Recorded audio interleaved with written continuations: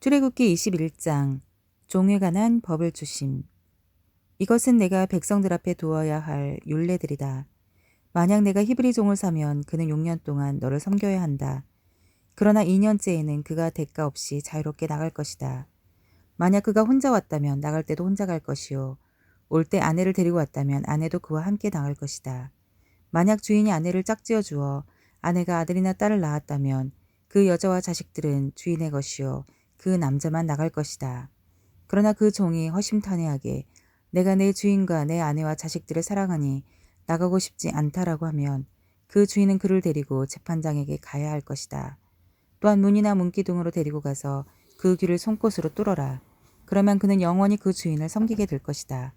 어떤 사람이 자기 딸을 종으로 팔면 그 종은 남종처럼 자유롭게 나가지 못할 것이다. 주인이 자기가 가지려고 산 그 여종을 기뻐하지 않으면 주인은 여종을 속량해 주어야 한다. 그가 그 여종을 속였기에 이방 민족에 팔아넘길 권리는 없다. 그가 만약 자기 아들에게 주려고 산 것이라면 그는 그 종을 딸처럼 대해야 할 것이다. 만약 그가 다른 아내를 들인다 해도 그는 그 여종에게서 먹을 것, 입을 것, 그리고 아내 될 권리를 제한할 수 없다. 만약 그가 이 세 가지를 여종에게 해줄 수 없다면 여종은 대가 없이 자유롭게 나갈 것이다. 누구든 사람을 쳐 죽이는 사람은 반드시 죽여야 한다. 다만 의도적으로 일부러 죽인 것이 아니고 하나님께서 그의 손에 넘겨주신 일이면 그는 내가 정해놓은 곳으로 도망치게 해야 한다. 그러나 치밀한 계획하에 죽인 것이면 그를 내 재단에서 끌어내어 죽여야 한다. 누구든 자기 부모를 공격하는 사람은 반드시 죽여야 한다. 누구든 남을 유괴에 팔거나 계속 데리고 있거나 하는 사람은 반드시 죽여야 한다. 누구든 자기 부모를 저주하는 사람은 반드시 죽여야 한다. 싸우다가 돌이나 주먹으로 쳤는데 상대방이 죽지 않고 드러눕게 됐다가 다시 일어나 지팡이를 짚고 다니게 되면 친 사람이 책임질 필요는 없지만 다친 사람의 시간에 대해 손해를 보상하고 그를 완전히 낫게 해야 한다. 어떤 사람이 자기 남종이나 여종을 막대기로 때려 죽이면 벌을 받아야 한다. 그러나 그 종이 하루 이틀 뒤에 일어나면 벌받지 않을 것이다. 종은 자기 재산이기 때문이다. 사람들이 싸우다가 아이벤 여자를 다치게 해서 낙태를 했으나 그 여자가 다치지 않았다면 가해자는 그 여자의 남편이 정한 대로 벌을 받아야 한다. 그리고 또한 재판관들이 결정한 값을 지불해야 한다. 그런데 여자가 다치게 되면 목숨에는 목숨으로, 눈에는 눈으로, 이에는 이로, 손에는 손으로, 발에는 발로, 화상에는 화상으로, 상처에는 상처로, 채찍질에는 채찍질로 갚아주어라. 남종이나 여종의 눈을 쳐서 실명하게 되면 그 눈에 대한 보상으로 종을 놓아줘야 한다. 또 남종이나 여종의 이를 부러뜨리면 이에 대한 보상으로 종을 놓아줘야 한다. 소가 남자나 여자를 들이받아 죽이면 그 소를 돌로 쳐 죽이고 그 고기는 먹지 말아야 한다. 하지만 소 주인의 책임은 없다. 그러나 그 소가 들이받는 버릇이 있는데 주인이 경고를 받고서도 우리에 가두지 않아 남자나 여자를 죽인 것이라면 그 소를 돌로 쳐 죽이고 주인도 역시 죽여야 한다. 그러나 그의 배상금을 요구하면 요구하는 배상금을 지불하고 자기 목숨을 구속할 수 있다. 소가 아들이나 딸을 들이받았을 때도 이 율례는 적용된다. 소가 남종이나 여종을 들이받는 경우에는 소 주인이 그 종의 주인에게 은세개를 지불해야 하고 소는 돌로 쳐 죽여야 한다. 구덩이를 열어놓거나 구덩이를 파고 덮어놓지 않아서 소나 나귀가 거기에 빠지면 구덩이 주인은 손해보상을 해 그 가축의 주인에게 돈을 줄 것이요. 죽은 짐승은 구덩이 주인의 것이 된다. 소가 소를 다치게 해 결국 하나가 죽게 되면 그 주인들은 살아있는 소를 팔아 그 돈을 나눠 갖고 죽은 소도 나눠 가진다. 그러나 그 소가 들이받기로 유명한데 주인이 우리에 가둬놓지 않은 것이라면 그는 그 대신에 소로 갚아 주어야 하고 죽은 소는 그의 것이 될 것이다. 출애굽기 22장 배상에 관한 법을 주심. 어떤 사람이 소나 양을 훔쳐서 잡거나 팔면 소 한 마리에 소 5마리, 양 한 마리에 양 4마리로 갚아야 한다. 만약 도둑이 어느 집에 들어가다가 잡혀서 맞아 죽었으면 피 흘린 것이 아니다. 그러나 해 뜬 후에 일어난 일이면 그는 피 흘린 것이다. 도둑은 반드시 제대로 된 보상을 해야 하고 만약 가진 게 없으면 훔친 것을 보상하기 위해 자기 몸이라도 팔아야 한다. 만약 훔친 것이 소든 낙이든 양이든 그 손에 살아있는 것이 발견되면 그는 2배로 갚아야 한다.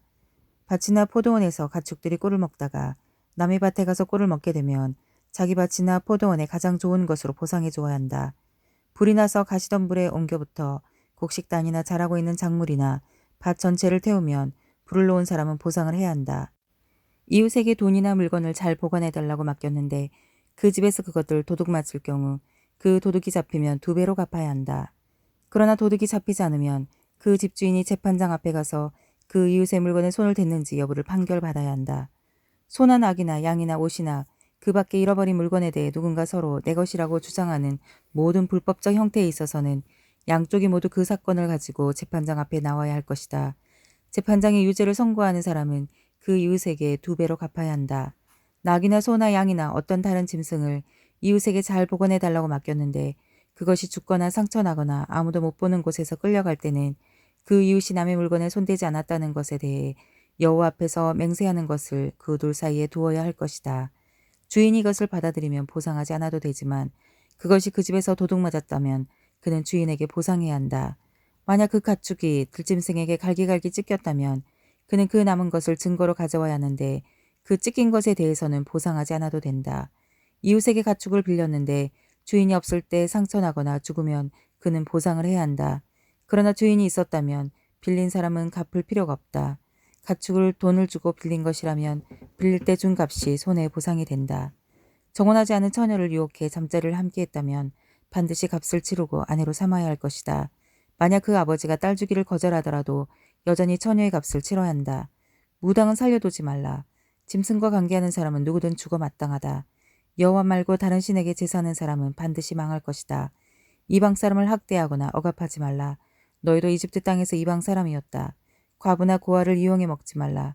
어떤 식으로든 너희가 그렇게 하면 그들이 내게 부르짖을 것이고 내가 반드시 그들의 부르짖는 소리를 들을 것이다.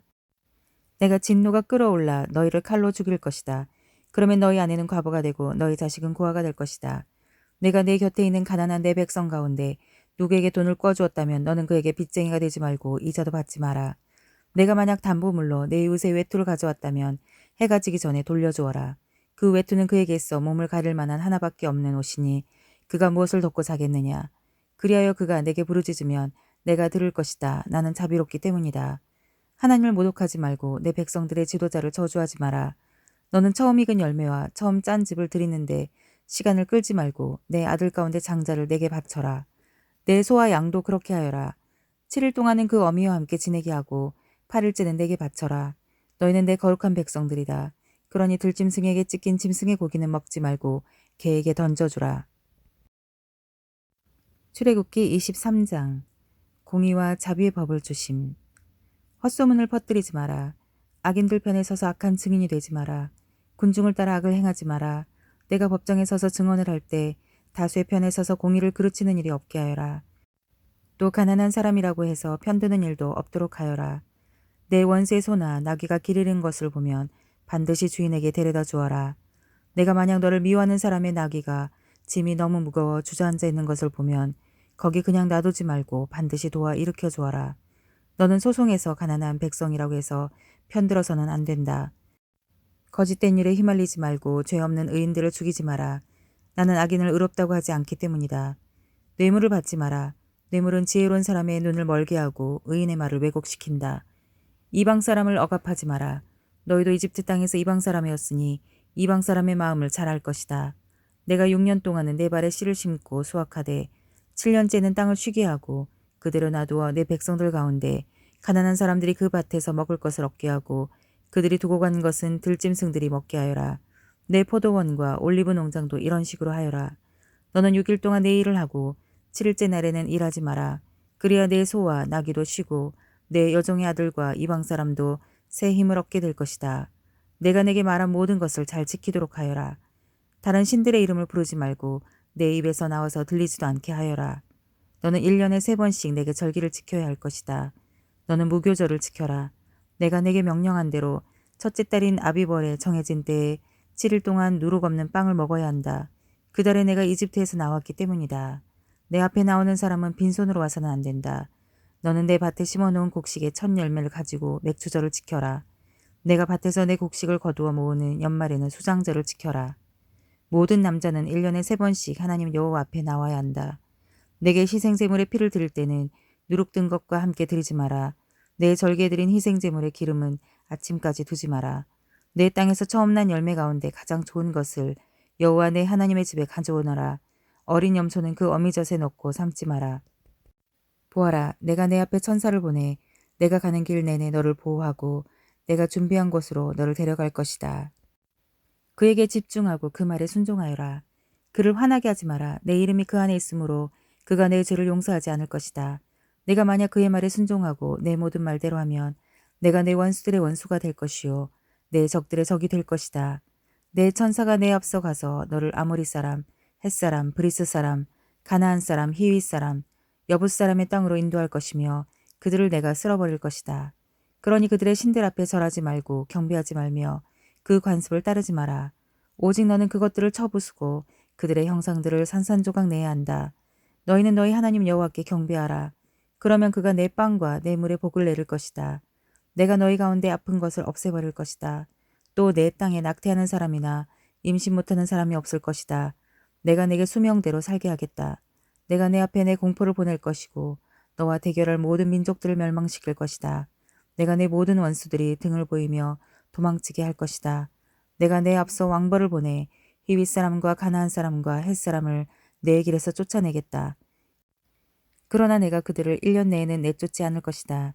그렇게 한다면 그 땅이 황폐해지고 들짐승이 너무 많아져 내가 감당하지 못할 것이기 때문이다. 내가 그들을 조금씩 내 앞에서 쫓아낼 것이니 결국에는 너희 수가 늘어나 그 땅을 다 차지하게 될 것이다. 내가 홍해에서부터 블레셋 바다까지 광야에서부터 강까지 내 경계를 세우고 그 땅에 사는 백성들을 내게 남길 것이니 너는 그들을 내 앞에서 쫓아내어라. 너는 그들이나 그들의 신들과 언약을 맺지 마라. 그들로 하여금 내 땅에 살지 못하게 하여라. 그렇지 않으면 그들은 너로 하여금 내게 죄짓게 만들 것이다. 네가 만약 그들의 신들을 경배하면 그것이 반드시 내게 덫이 될 것이다. 출애굽기 24장 언약을 확인함. 그러고 나서 주께서 모세에게 말씀하셨습니다.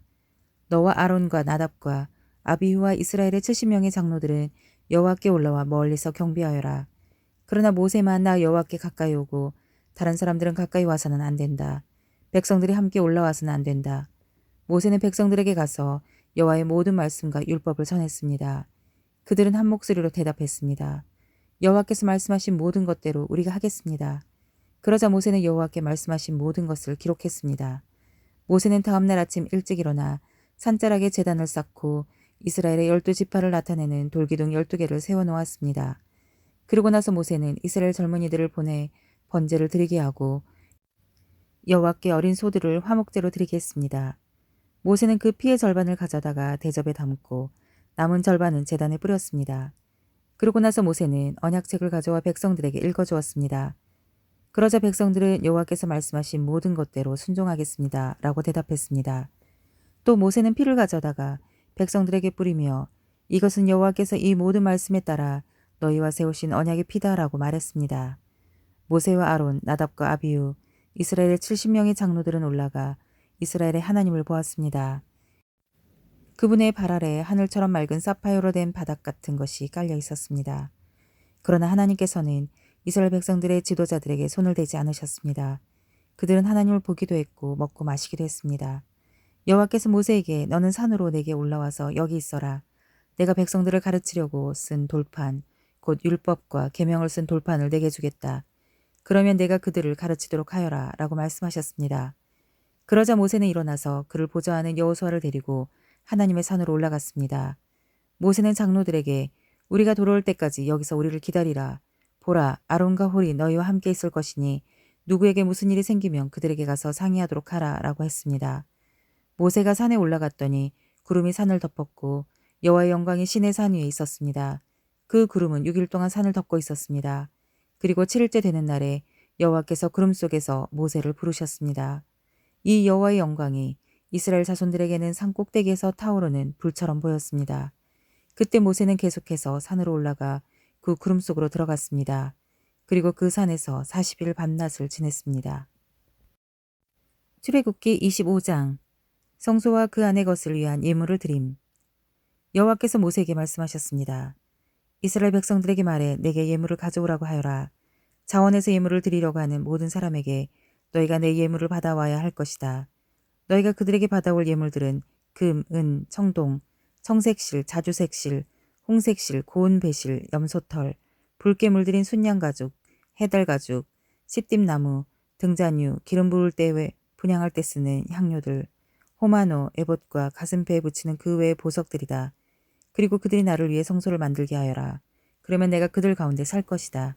내가 너에게 보여줄 도안에 따라 틀림없이 이 장막과 그 모든 기구들을 만들어라. 그들로 하여금 시띠나무로 궤를 만들게 하여라. 길이가 2.5규빗, 너비가 1.5규빗, 높이가 1.5규빗이 되게 하여라. 안팎을 다 순금으로 씌우고 가장자리에 금태를 둘러라. 금을 부어 고리 4개를 만들어 궤 밑바닥 네 모서리에 달되 둘은 이쪽에 둘은 저쪽에 달도록 한다. 또 십팀나무로 장대를 만들어 금으로 씌우고 궤 양쪽에 달린 고리에 이 장대를 끼워 운반하도록 한다. 장대는 이 궤 고리에 끼워 놓고 빼지 마라. 그러고 나서 내가 너희에게 줄 증거판을 궤 속에 넣어라. 순금으로 속죄 덮개를 만들 때 길이는 2.5규빗, 너비는 1.5규빗으로 하여라. 덮개 끝에는 금을 망치로 두들겨 그룹 2개를 만들 때 한 그룹은 이쪽 끝에 또 한 그룹은 저쪽 끝에 두어라. 곧 그룹을 덮개 양 끝에 두고 덮개와 한 덩어리로 만들어라. 그룹은 날개와 위로 펼쳐져 있어 날개로 덮개를 가리게 하고 둘이 서로 얼굴을 마주하되 덮개를 바라보게 하여라. 덮개를 궤 위에 덮고 내가 내게 줄 증거판을 궤 속에 넣어두어라. 거기에서 내가 너와 만날 것이요 증거궤 위에 놓여있는 두 그룹 사이 덮개 위에서 내가 이스라엘 자손을 위해 내게 준 계명에 대해 내가 모든 것을 너와 말할 것이다. 또한 시띠나무로 상을 만들되 길이는 2규빗, 너비는 1규빗, 높이는 1.5규빗이 되게 하여라.